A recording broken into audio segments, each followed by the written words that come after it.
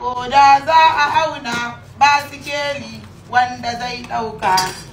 Bata misalituwa su Allah nake in gama tsintar shinkafan nan tafi yau ake fatin gidan su Bahijja in gaya miki abin duniya ya ishe me haka kai kuma kawai mutane suna abin suka zo ka wani gifta min da dole dai sai an nuna wa duniya ba mu da ruwan famfo a gidan mu sai na zarka so kake ka tabbatar da mu ba mu da shi ko kuma ina yanda aka yi.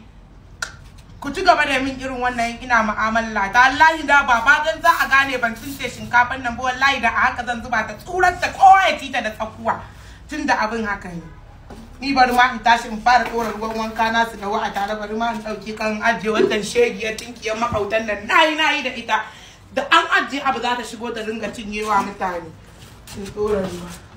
Dai wane irin ruwa zaki ɗebo ma in sa a ɗebo min ruwa kawai ki zo ki ce zaki ɗebi ruwa ki wanka?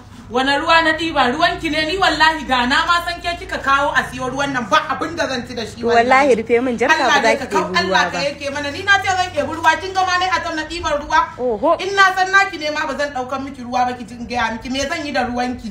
Ai ko dai ruwa na a rufe min ba za a ɗiba. Allah ya sauki wallahi na fi ƙarfin wancan ruwa ni ba ma shi na je ɗiba ba.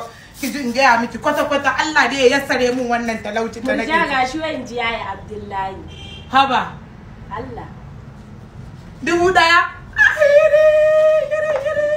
Ai shi ya mai arziki yake. Ai Allah ya mana kashi naira 1000 kin ga ina da right din da zan sai ruwa hajar kaza. Wannan shinkafan ma yanzu zan ba wa walida ta tsince min ita in ba ta naira 50. Ai idan kin ga ana matalauci ka cika mata kai. Allah na.